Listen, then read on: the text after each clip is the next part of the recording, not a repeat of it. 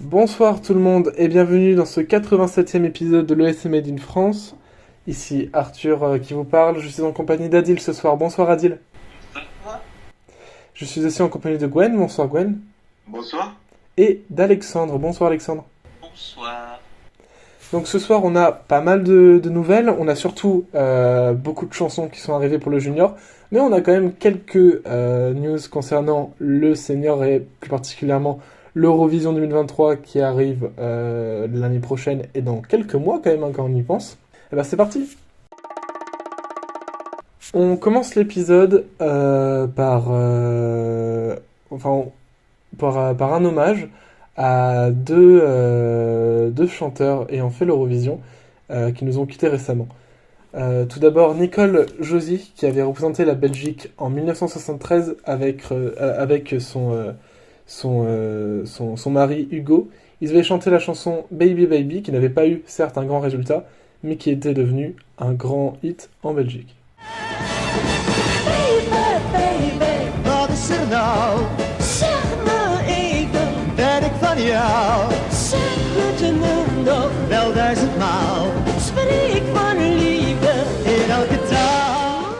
Ils ont aussi repris leur titre lors du 50e anniversaire de l'Eurovision en 2005, durant l'émission Congratulations, 50 Years of the Eurovision Song Contest. Et nous voulions aussi rendre hommage à Claes Goran Ederström, qui avait représenté la Suède au concours Eurovision en 68, avec la chanson Det Boyar Verka Karlek Banemei. Il avait terminé à la 5e place. Det börjar verka kärlek banne mig. Sånt där som händer andra tänka sig. Det mesta pekar på att jag är kär. Et donc maintenant nous allons passer aux news concernant l'Eurovision 2023. Il a été annoncé récemment que Mia Nicolai et Diane Cooper représenteraient les Pays-Bas. A-t-il un petit avis sur ça? Bon, pas un avis très spécial, mais bon, je crois que Dion, c'est un peu sosie officier de Julien Doré, si je puis dire. Gwen? Je pense qu'il faut rajouter que Duncan Lawrence est dans l'équipe aussi, et donc je pense qu'à mon avis que les Pays-Bas vont pas non plus venir en 2023 les doigts dans le nez, donc je pense que ça va être une très grosse chanson. Je pense qu'une qualification pour la finale, voire même un très gros placement de leur côté. On continue avec, cette fois-ci, on va parler de deux finales nationales. D'abord, les Stylol qui a dévoilé ses participants ses 20 participants pour 2023. Donc, c'est deux demi-finales. On va pas vous faire la liste des participants. Tout ce qu'il y a à retenir, c'est que on a, par exemple, les retours de Robin Junketal qui avait représenté le pays en 2010. On a aussi le retour de Sissi, de Wiralt ou encore de Elisa qui sont tous les trois des habitués du concours. Gwen, un petit avis sur cette line-up? J'ai hâte de découvrir, même d'écouter les chansons. Surtout qu'il y a Katie Morland qui a sorti une chanson pour Yannick à House of Glass. Il y a aussi Stéphane de l'année dernière qui a sorti une chanson aussi pour un chanteur. Oui. Il y a Stigri Yassa aussi qui a une chanson pour Elisa qui avait tenté l'année dernière avec Fire. Mis à part Robinho Contal qui est pas du tout ma tasse de thé, j'ai envie de dire, j'espère vraiment que ce sera vraiment une bonne sélection. D'ailleurs, je vois qu'il y a une petite chanson qui s'appelle Unicorn Vibes. Je sais pas pourquoi je sens, à mon avis, c'est la chanson gag de cette sélection. Alexandre? Je viens d'apprendre grâce à toi à l'instant que du coup Robin Jurkenthal était revenu.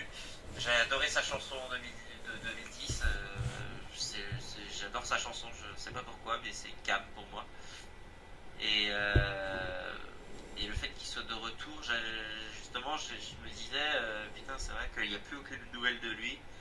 Et au final, content qu'il soit toujours dans le business, quoi. Et, voilà. Et le fait qu'il y ait une chanson qui s'appelle Unicorn Vibes, c'est drôle. D'ailleurs, j'ai vu quelqu'un sur Twitter dire c'est quoi ce type de merde C'est quoi ce type de merde On n'est pas au Mélodie Grand Prix ici. En référence au fait que c'est, bah, ils avaient une chanson littéralement qui parlait de loup qui mangeait des bananes. Oui, ils avaient aussi Dance Like a Pink Flamingo, mais bon. Si. On n'attaque pas Trollfest et ce gopher. Hein. Ah, mais j'attaque pas Trollfest, c'était ma première place. Donc. Ouais, pareil. Et ben moi, alors j'aime beaucoup les Steel Hall, c'est une sélection que j'apprécie beaucoup regarder. Et je suis très content que Weiralt, qui est du coup un groupe de musique country, soit pour la 3e fois d'affilée dans la sélection. Je pense qu'ils veulent vraiment aller à l'Eurovision, donc j'espère que ce sera la bonne cette fois-ci. Surtout que cette fois-ci, ils sont accompagnés d'une chanteuse, il me semble, Ultima Thule. Donc à voir ce que ça peut donner. Et donc, on poursuit sur l'Eurosong, la finale nationale belge. Alors, ils ont notamment révélé la date de la sélection, qui se passera le 14 janvier. Il n'y a pas de retour dans cette sélection, excepté un. C'est le retour de Tom Dice dans le duo de Starlines. Peut-être Gwen a un avis sur ce retour, ou cette line-up, si tu connais d'autres artistes. Personnellement, je ne connais pas les autres artistes, mais apparemment, Loredana, elle a déjà essayé de tenter pour la Belgique, apparemment. Mais après, les autres, moi, c'est vraiment des inconnus total, je ne connais pas du tout. J'ai juste vu en tête rapidement, mais voilà. C'est vrai, tu as raison. Alors, il y en a 2 qui ont déjà essayé des éditions... des éditions de l'Eurosong avant, je n'avais pas vu. Amira a tenté en 2004, quand elle s'appelait Astrid, et Loredana a tenté en 2014.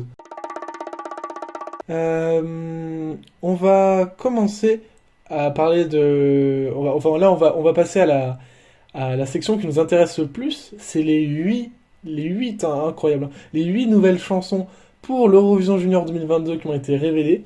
Et on commence tout de suite avec la chanson de Freya Sky et Lose My Head pour le Royaume-Uni. Adil, qu'as-tu pensé de Lose My Head?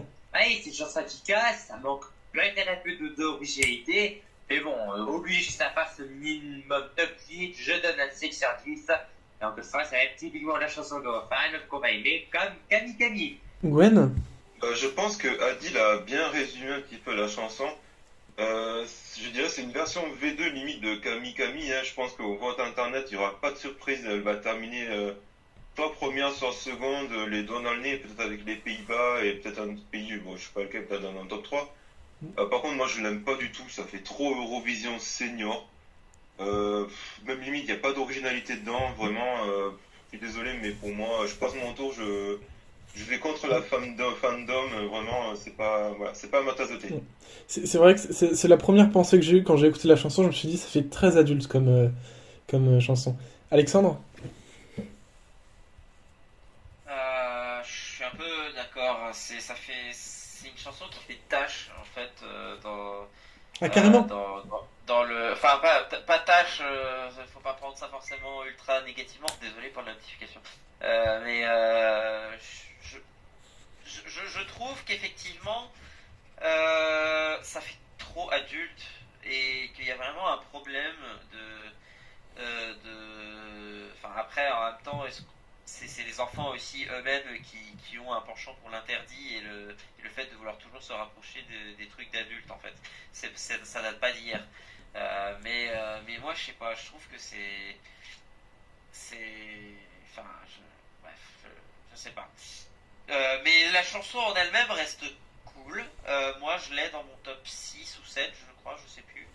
Et ça reste une bonne chanson, même si moi perso je l'ai pas beaucoup réécouté parce que ça reste pas du tout mon style musical, mais voilà quoi, donc à voir. Pareil, c'est pas du tout mon style musical, c'est pas mon style de prédilection, mais disons que la chanson est très bien produite, on sent que le Royaume-Uni a envie de tout casser de son retour. Et je pense que ça va avoir un très très bon résultat à Erevan. C'est une des chansons à mon avis favorites pour la victoire. On va passer à Chivotot et Pled Mene, qui sera la chanson de la Macédoine du Nord, chantée par Lara en featuring avec Irina et Jovan. Adil, que penses-tu de cette chanson? De cette chanson, pardon. J'adore la partie rap et la chanson tient la route. Par contre, je trouve un peu la prod assez molle du genou. Et bon, ça fait pas trop tâche. Et bon, néanmoins, ça évite que j'accorde. Avoir avec la mise en scène. Et bon, de toute façon, c'est tout ce que Gwen et Forcier, c'était le sang. Gwen? J'aime bien cette chanson. Quand j'entends le début de la chanson, je pense un petit peu à Destiny et Je me casse. Il y a un peu des airs Oui, c'est vrai. de cette chanson.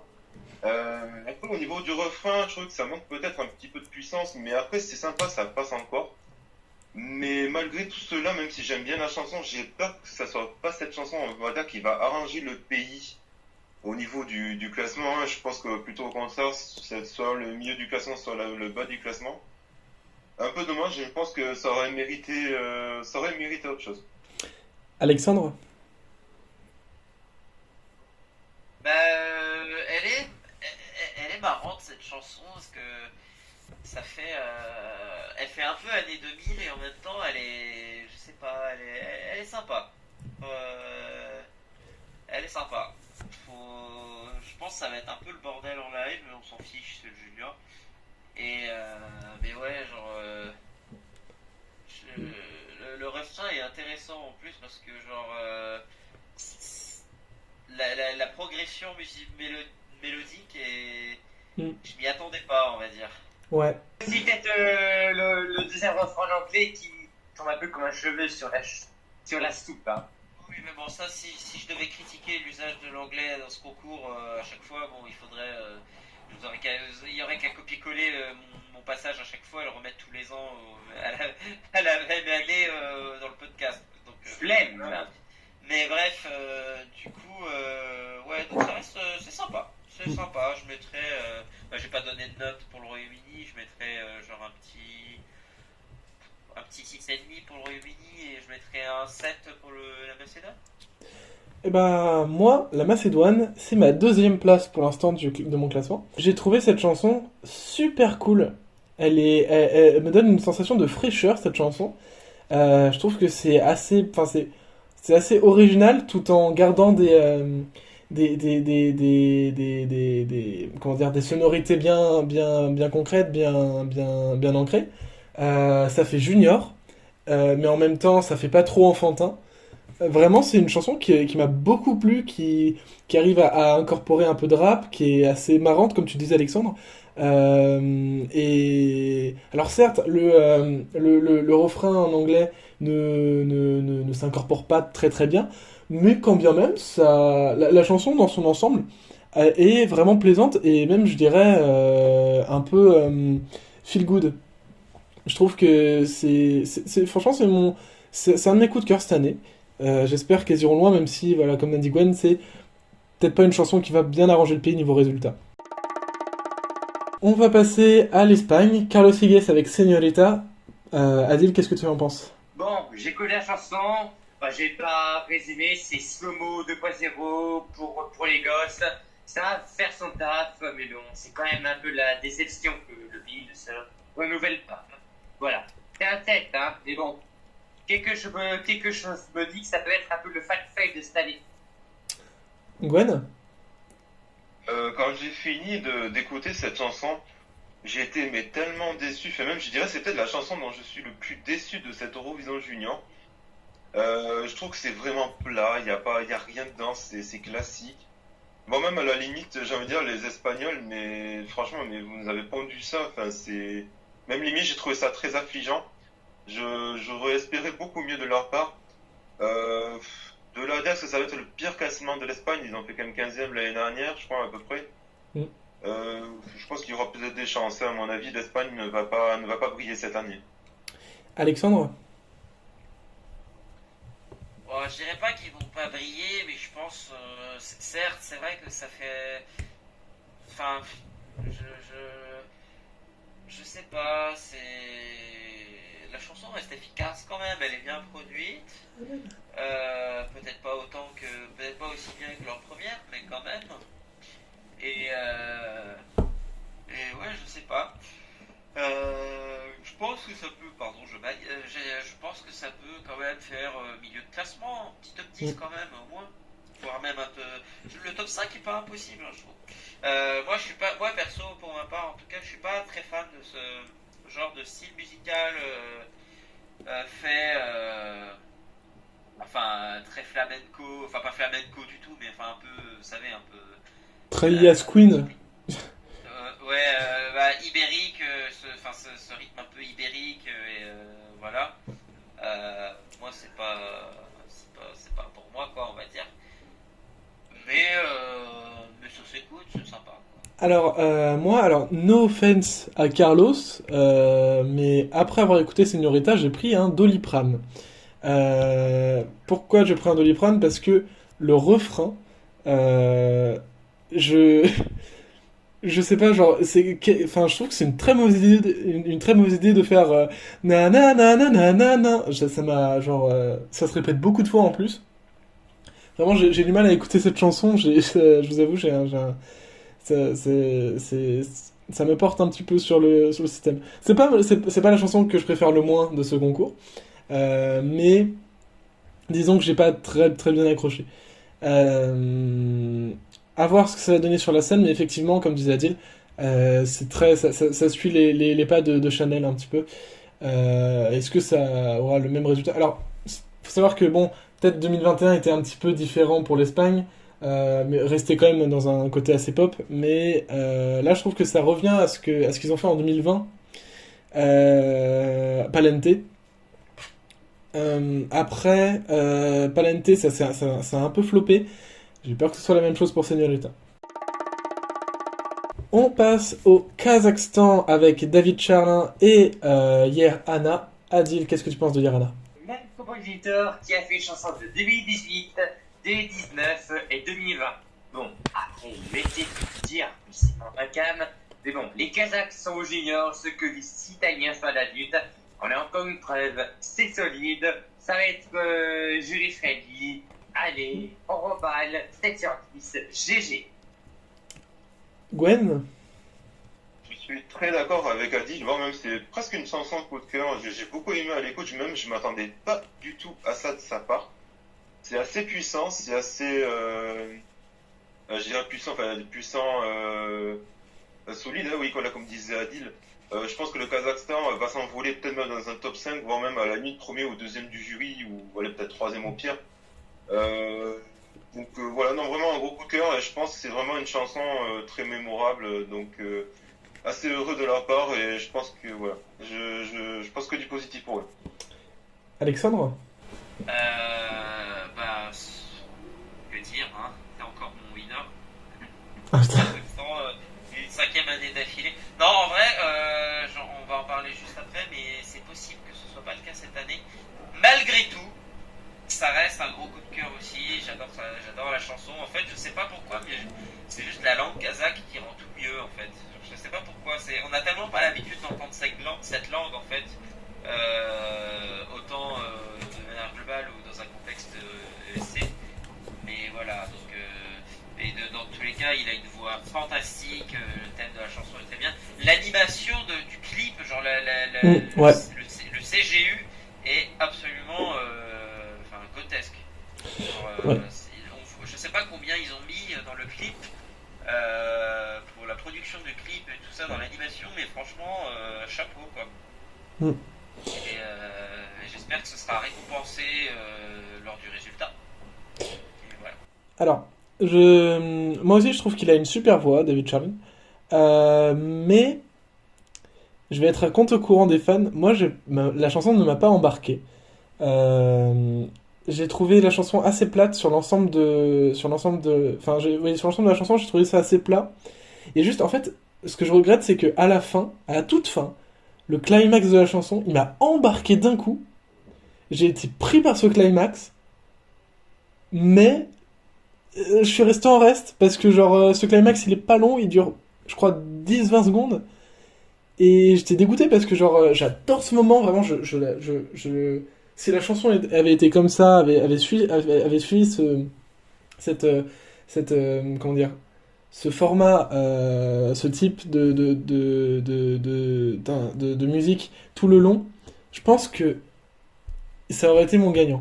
Mais là, c'est pas le cas. Je trouve que c'est assez plat dans l'ensemble. Après, je comprends qu'on peut aimer, mais je trouve que un petit peu. Alors, je fais un grand écart, hein.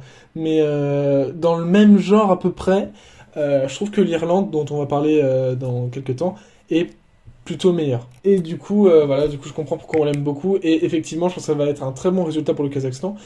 Ça ne m'étonnerait même pas que ça prenne la victoire cette année pour le Kazakhstan. On passe à Katarina Sevic avec Svetbez Garnica pour Granica, pardon, pas Garnica, c'est très dramatique Garnica. Pour la Serbie, Adil, qu'en penses-tu? Parce que j'approche un peu moins la voix, j'aime beaucoup ces chansons qui Cody Radio. C'est nocturne dans l'influence, voilà, c'est Norvège 95. Mais aussi les balades des balcons, la sauce Zeko Joksimovic. Et petite fois supplémentaire, Nigne Ljubas Var, Serbie 2012, et enfin sur Spotify. Vous l'écoutez. Avant quand ça va se traduire en live, les jeunes à 9 sur 10. Hein. Ah, je suis content. Gwen, qu'en penses-tu? Je vais peut-être manquer un peu d'objectivité parce que c'est vrai qu'elle joue quand même du trombone dans la chanson, même dans le clip. J'en étais un peu étonné, j'étais même surpris, je pensais même pas qu'elle l'aurait fait. Sinon, c'est une très très belle balade. Vraiment, c'est une des plus belles balades que la Serbie a sorti à l'Eurovision Junior. Même si peut-être elle manque un petit peu d'originalité, mais après on a quand même beaucoup de sons traditionnels serbes. Même à la limite, je me serais cru que c'était Zeljuko Joksimovic qui aurait fait la chanson aussi, c'est vrai. Mm. Vraiment, j'ai un gros coup de cœur pour elle. J'ai hâte de voir ce que ça va donner sur scène. J'espère surtout que les jurys vont très très bien la classer, mais je pense que le vote internet va être probablement à sa défaveur. Oui, Bon, si c'est on un reste petit peu. très optimiste, elle pourrait peut-être finir dans un top 5, mais c'est vraiment l'optimisme le plus total. Je suis content qu'il y ait des gens qui l'apprécient là parce que j'ai pas eu l'impression que beaucoup de gens l'appréciaient dans le fandom récemment. Alexandre, qu'est-ce que t'en penses? Justement, avant, je disais que le Kazakhstan était potentiellement plus mon winner et je voulais parler de cette chanson qui, franchement, m'a bouleversé et que j'ai beaucoup aimé. Franchement, entendre ça au junior, je pensais pas que j'entendrais un truc comme ça au junior. Je sais pas si Adil l'a dit, parce que j'étais occupé. Enfin voilà, bref. Mais du coup, c'est vrai que cette chanson me fait beaucoup penser à Nocturne. Qui Oui, avait il l'a gagné dit. pour la Norvège en 95. En Oui, fait, c'est totalement vrai, c'est vrai. en réalité, d'ailleurs, la mélodie est quasiment la même, mais évidemment arrangée différemment. Évidemment, la chanson n'a rien à voir au total. Mais c'est vrai que ça fait vraiment beaucoup penser à un nocturne serbe. Et franchement, j'espère que qu'au contraire, ça jouera en sa faveur et que, voilà quoi, genre que les jurys vont l'apprécier et qu'elle pourra faire un bon parcours et peut-être gagner, qui sait, on n'en sait rien. Mais peu importe le résultat, franchement, les Serbes peuvent être fiers de leur chanson encore une fois. Ouais, alors je l'ai pas écouté beaucoup la chanson pour l'instant, mais je l'aime beaucoup. Je suis très content que le trombone soit représenté. C'est pas souvent qu'on voit des trombones en solo qui plus est. Donc je suis assez content. Ayant fait du trombone pendant 8 ans, je le répète souvent, mais ça, j'aime beaucoup le trombone. Je trouve que c'est un petit bonbon cette chanson. C'est plutôt, c'est logique venant de ce pays. C'est logique qu'ils envoient ça reste dans leur, un peu, je dirais, leur ligne éditoriale, même si c'est pas le terme qu'il faudra employer. Voilà, j'ai pas grand chose plus à dire que vous sur cette chanson. J'ai juste hâte qu'on ait. J'aime beaucoup quand il y a pas mal d'instrumental dans les chansons à l'Eurovision. Surtout, enfin, ce temps-ci, je sais pas pourquoi j'aime beaucoup. Du coup, j'ai hâte de voir ça sur scène à Erevan. Je pense que ça va être cool. Même si, effectivement, c'est là où le vote internet peut faire basculer la chose, c'est que la Serbie, c'est pas un très grand pays. C'est Ça va être compliqué pour Katarina justement de gagner le concours. On passe à Nicolas Alves avec Anos, je ne sais pas dire 70 en portugais, mais 70. Anno 70, c'est qui hein? Donc pour le Portugal, Adil, qu'est-ce que tu penses de cette chanson? Bon, c'est frustrant parce que le pré-refrain qui est prometteur, sauf que le refrain est décevant. Mais bon, hors cadre Eurovision, ça passe pour radio facile. Et bon, tu vas l'oublier à un moment donné. Hein. Voilà, c'est pas mauvais. Les jeunes, 10, 5, allez. 5,5 sur 10. Hein. Gwen? Je dirais, bon, peut-être un peu plus atténué que l'Espagne, mais il faut dire qu'il m'a déçu aussi. Parce qu'en fait, à l'avoir écouté sur The Voice Junior, on sentait qu'il avait une voix un peu comme Damiano David, un peu très ressemblant à la Maneskin. Moi, je m'attendais un peu à ce que ce soit une chanson assez up-tempo, avec un peu vraiment du rock qui déménage. Et au final, on se prend, j'ai envie de dire, une balade rock un peu classique. Et j'avoue que c'est pas cette chanson peut-être qui va arranger le Portugal à l'horizon junior. Moi, j'ai été très déçu. Mais dans un sens, après, bon, j'y appuie peut-être plus positivement. Je trouve quand même qu'elle est très très bien produite. Et dans un autre fait aussi, je suis peut-être pas trop étonné parce que c'est Carolina Deland on va dire, écrit et composé la chanson. Et c'est vrai que de sa part à elle, je pense qu'il fallait pas s'attendre non plus à une grosse chanson. Donc, qui sait, après peut-être que le Portugal peut créer la surprise et terminer dans un top 10, mais je suis pas trop optimiste pour eux. Mais je suis quand même peut-être pas inquiet pour le vote internet. Je pense qu'il va quand même pas avoir pas mal de points. Alexandre? J'ai été très déçu en écoutant cette chanson, je me suis fait chier pendant 3 minutes, je le dis honnêtement. Pouf! Je pensais que... oui. Je pensais que j'avais été méchant avec Carlos en disant que j'avais pris un Doliprane après avoir écouté son refrain, mais waouh! Non, mais avec tout le respect que j'ai pour lui, et il est très talentueux, j'ai écouté un peu ce qu'il avait fait sur The Voice, et franchement, il est doué, il n'y a aucun doute là-dessus. Je trouve que la chanson ne le mérite pas en fait. Enfin, surtout qu'il ne mérite pas d'avoir une chanson comme ça, il mérite d'avoir un truc meilleur, un truc un peu comme à la Måneskin, du coup, comme tu disais, Gwen. Voilà quoi, donc moi je reste sur ma faim, quoi. Il n'y a pas de moment, il y a pas de moment qui m'ont mis les poils ou quoi que ce soit, comme normalement ça devrait être le cas pour du rock ou du métal. Enfin, je sais pas, j'ai été déçu. Mais je suis content quand même qu'il ait. L'important, c'est qu'il ait une chanson qui lui aille et qui représente ce qu'il veut et enfin, qu'il ait le morceau qu'il veut. Au moins, on a des pays comme ça, comme le Portugal, qui savent donner aux artistes, à leurs représentants, ce qu'ils veulent et non pas comme un certain pays dont je tairai le nom. Voilà. Donc, oui, Azerbaïdjan. Oui, bon. Les Algéries, on fait ça à l'œil. C'est toi qui l'as dit, c'est pas moi. Du coup, ce sera un. J'ai pas donné de note encore pour les chansons précédentes, mais Macédoine du Nord, je dirais. Allez, T'es pas obligé de donner une note, hein, t'inquiète. Oui, je sais, mais je le fais parce que j'ai envie. Espagne, je dirais 5,5. Kazakhstan 9. Serbie 9,5. Et Portugal, je dirais 3. Alors, pour recommencer.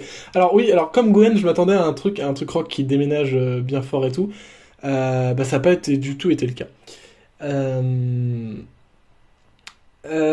C'est ma première place pour l'instant. Et ça va très certainement le rester. Donc le Portugal va très certainement être mon gagnant pour la deuxième année d'affilée. Alors je m'explique.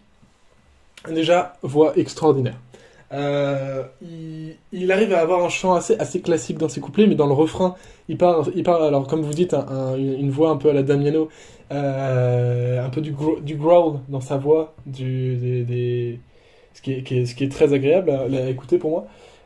Et en plus, alors effectivement, c'est pas un truc qui déménage rock, mais c'est un truc rock. Enfin, si on m'avait dit un jour qu'à l'Eurovision Junior il y aurait du rock alternatif, très très sérieusement, je n'y aurais pas cru.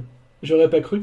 Et c'est pourtant ce qu'a fait le Portugal cette année. Je trouve que le refrain est... Alors, bon, ok, bon, Alexandre a dit, oui, vous êtes peut-être ennuyé devant cette chanson, mais je trouve que le refrain est très efficace. Il me rappelle les chansons un petit peu du groupe We Were Promised Jetpack. C'est des refrains assez mélodieux, tout en restant un peu rock, mais avec un petit côté mélancolique. J'aime beaucoup ce qu'ils ont fait sur cette chanson. J'ai toujours pas regardé les paroles des chansons, faudrait que je m'y mette. Mais c'est très très certainement ma préférée cette année. C'est compliqué de dire des mots sur une chanson qu'on aime beaucoup. Et j'irais même jusqu'à dire, alors je m'avance un peu, que c'est peut-être ma chanson préférée de l'Eurovision Junior tout court. À voir dans les prochains jours comment ça évolue, une prochaine semaine. Et de toute façon, on va se retrouver du coup dans pas très longtemps pour faire un débrief de toutes les chansons du Junior avant le concours pour donner nos pronostics un petit peu des résultats. On va passer à l'Irlande, Sophie Lennon avec Sola, Adil. Dans le même genre un peu épique, la sauce entre elles, c'est décevant, et je préfère quand même la Serbie qui est mieux réussie dans le genre. 5 sur 10. Gwen? Bah, pour dire à peine plus d'Adil, c'est bon, il y a quand même pas mal de sonorités, j'ai envie de dire, gaéliques, irlandaises, mais vraiment c'est sans plus. Franchement, j'allais dire, c'est pas cette chanson qui va arranger l'Irlande. Enfin, limite, quand on écoute l'Irlande, le Portugal ou vraiment la Macédoine du Nord, on se dit, mais en fait, ils participent, mais j'ai l'impression qu'il n'y a pas d'efforts qui sont faits sur les chansons, et c'est vraiment dommage, quoi. Enfin, on s'étonne pas après que les classements soient toujours à peu près les mêmes ou un truc comme ça, donc voilà, enfin, c'est l'Irlande, c'est sans mot pour cette année. Alexandre? Non, quand même, je vais être moins méchant. Moi, j'aime beaucoup la chanson. J'adore les contributions de l'Irlande depuis qu'ils sont au junior. Il n'y en a pas une seule que je déteste. Même 2016 que j'aime pas trop. Quand même, elle reste bien. Donc voilà. Et sinon, cette année, c'est pareil. J'aime beaucoup, quoi. Alors, c'est vrai que par contre, elle me fait un peu trop penser à Banshee qui était du coup leur contribution pour 2019 avec Vinicius. Dans la composition c'est très similaire, hein. On a une progression mélodique qui est calme, low tempo, avec des éléments celtiques, avec du coup une chanteuse qui chante dans un ton aigu et tout ça, des paroles assez similaires, on va dire, et avec à la fin du coup une espèce de catharsis qui explose avec un key change. Donc c'est très similaire, les deux chansons sont très similaires. Malgré tout, ça reste quand même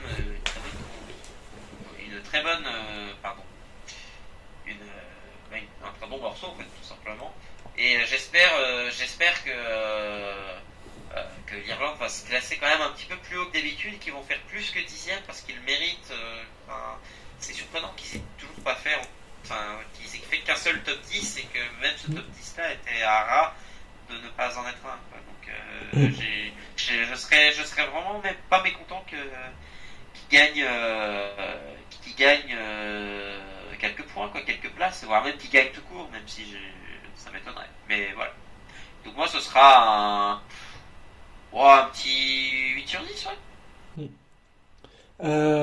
Alors, on nous reproche souvent en France de faire des chansons assez françaises, avec une touche bien française, avec la Tour Eiffel dans un clip. Mais là, pour l'Irlande pendant 3 minutes. Vraiment, on peut pas faire plus gaélique que ça, je pense. J'étais à deux doigts de revendiquer la nationalité irlandaise à la fin, de la chanson. Alors, faut dire que j'aime beaucoup Sola. Je trouve que c'est une chanson qui marche très bien, qui est appréciée par les fans, qui à mon avis va être bien appréciée du jury. Et je pense que, t'inquiète pas Alexandre, je pense qu'ils n'auront aucun mal à faire un top 10 cette année. Ouais, non, je pense que c'est une très bonne pioche pour l'Irlande. On va passer à la dernière chanson pour notre podcast, la chanson de la Géorgie, I Believe par Mariam Bigvava. Adil. C'est un peu XM, mais j'accroche pas vraiment à cet univers que propose le billet du Circus Mircus. 6. Gwen. C'est une chanson que j'ai écoutée hier soir, c'est vrai qu'elle est sortie très fraîchement, on n'a pas trop le temps de se le mettre dans la tête. Mais c'est pas si mauvais que ça, c'est une chanson un peu à voix, si j'ai envie de dire. Il y a peut-être un message derrière cette chanson. Vraiment, j'aime bien, mais bon, après, qui sait, peut-être qu'il y a peut-être une surprise avec la Géorgie, hein, qui sait, ça peut être une quatrième mi-temps, on ne sait jamais. Je pense qu'on n'est peut-être pas à ça près. Non, pourquoi pas, moi, c'est pas si mauvais que ça me va. Alexandre? Bah, j'ai écouté ça dans le tram hier quand je rentrais de chez des potes, je vous avoue tout. Et j'ai été bluffé par la qualité de cette chanson en fait. Je m'attendais à avoir une balade très mélancolique et très mignonne, comme la Géorgie nous en sont déjà pondus, et j'avais aucun problème avec ça. Mais ils ont fait encore mieux, ils sont un peu allés chercher l'originalité. Du coup, avec des éléments un peu, pas de gospel, mais qui ressemblent un peu. En tout cas, ça me fait penser à ça. Et avec en tout cas un imaginaire très, je sais pas comment expliquer, mais on sent un peu d'apocalypse dans la chanson et en même temps un peu d'espoir, d'où le titre I Believe. Et en tout cas, et le clip est très bien fait au passage. Ils ont vraiment mis de l'effort aussi dans le clip. Ouais, franchement, c'est bien. Tes mots C'est sont... très facile à 8. Tes mots sont très bien choisis, un peu d'apocalypse et un peu d'espoir, parce que la chanson est une chanson anti-guerre. Et c'est une chanson pour la paix. Justement, c'est de ce dont elle chante hein, durant toute la chanson. Alors, je trouve que c'est une chanson qui est très très efficace. Ça sent quand même énormément parce que c'est vraiment, t'as l'impression qu'elle donne vraiment de la voix, quoi. Donc, Oui, ouais. C'est une chanson qui est très efficace.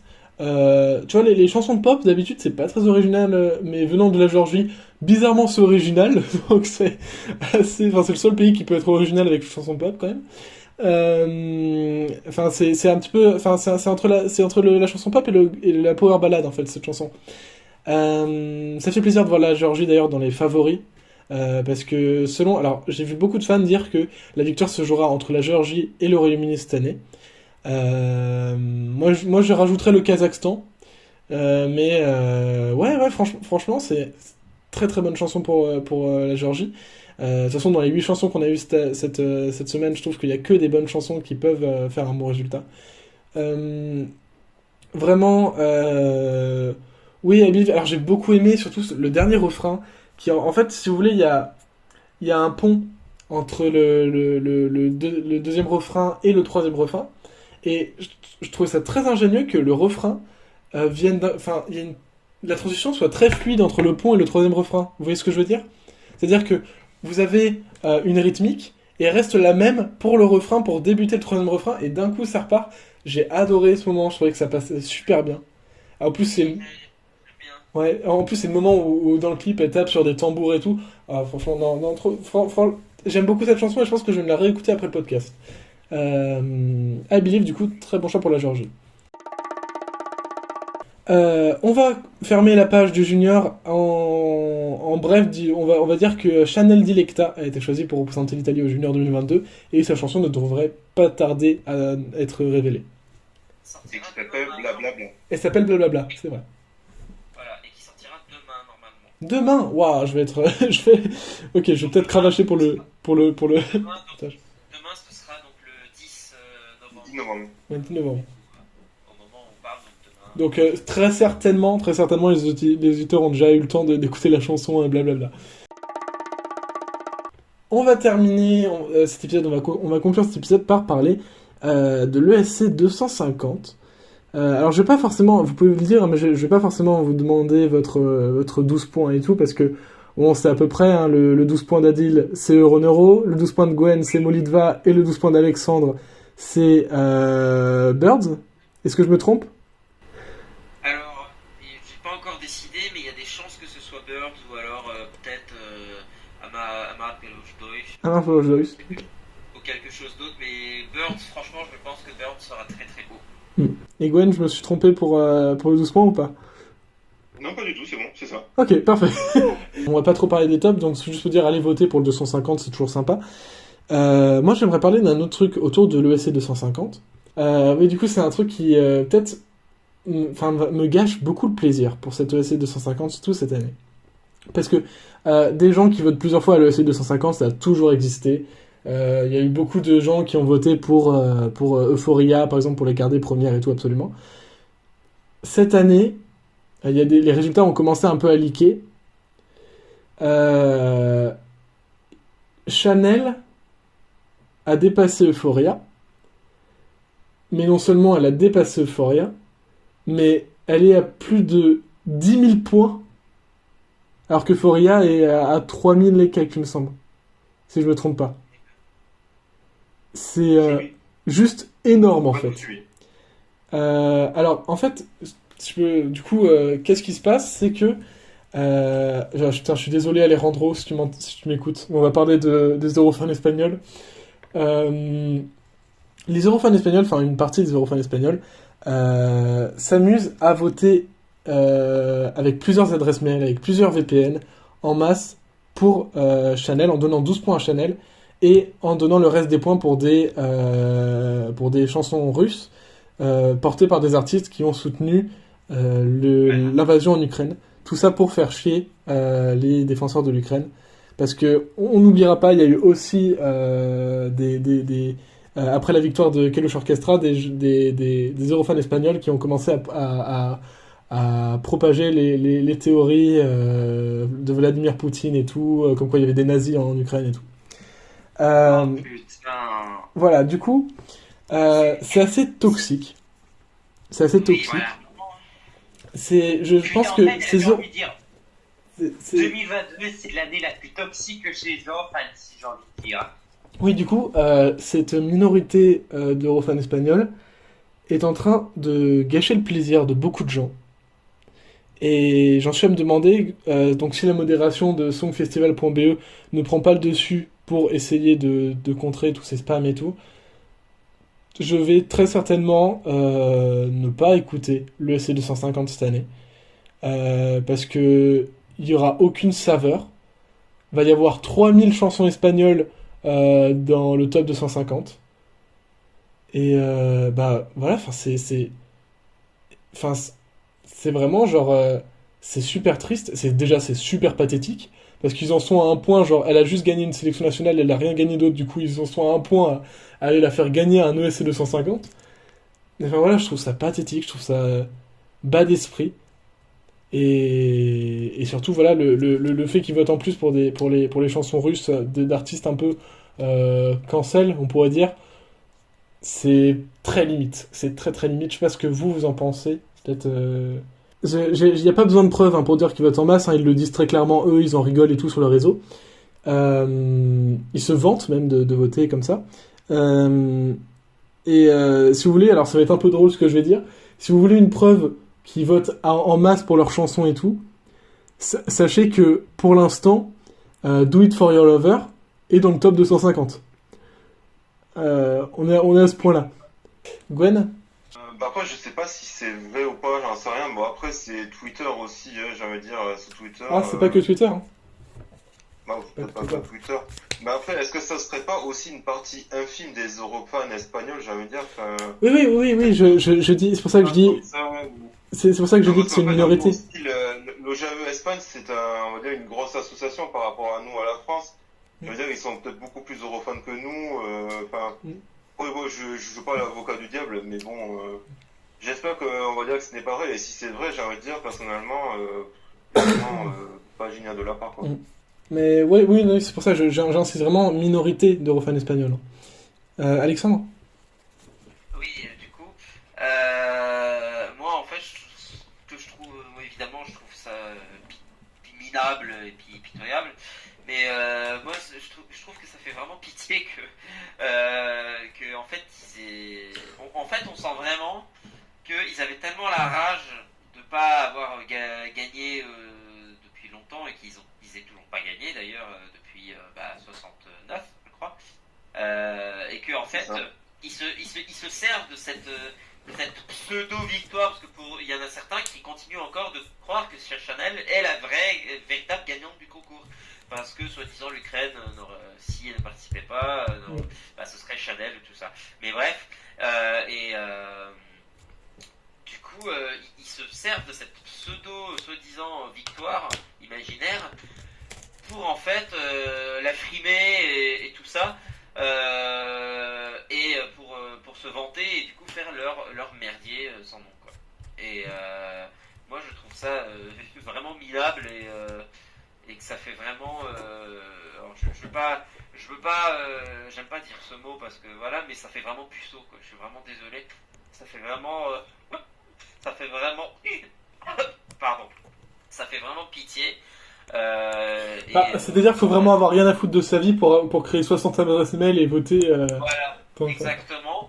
Et puis on sent vraiment qu'en fait ils sont en mode ah, on a fait 3ème, on a fait notre seul top 3 en 30 ans. Putain, même nous, avec la polémique de Barbara contre Maniskin avec la drogue, on était soft, quoi. Oui, alors, franchement, nous, on était vraiment gentils. On était vraiment gentils. Ça avait duré, je crois, une semaine, grand max. Et encore. Et puis d'ailleurs, il n'y avait pas que des Français qui l'avaient pointé du doigt. Mais ça, bref. Donc voilà. Donc vraiment, j'ai pas les mots. Moi, j'espère que. Enfin, j'espère qu'ils se calmeront un jour, mais bon, j'ai pas d'espoir. J'espère que l'UER va mettre des sanctions. Non, je rigole. Non, voilà. Peut-être pas abusé, mais voilà, quoi. L'UER exclut la RTVE. Ça tourne mal. Ouais, voilà. Non, mais c'est con quand même d'avoir un pays avec tellement en ce moment, avec le Benidorm en plus, tellement de bonne qualité musicale, mais qui ruine tout avec sa communauté, quoi. En tout cas, c'est sur cette note très peu joyeuse que se termine l'épisode 87 de la semaine Made in France. Merci Adil d'avoir été là. Merci Gwen. Merci beaucoup. Et merci Alexandre. Mais de rien, merci à toi aussi. Le podcast est disponible sur Spotify, sur Deezer, sur TuneIn, sur Samsung Podcast, sur Apple Podcast et sur tellement d'autres plateformes, sur Google Podcast aussi, c'est incroyable, et aussi bien évidemment sur YouTube.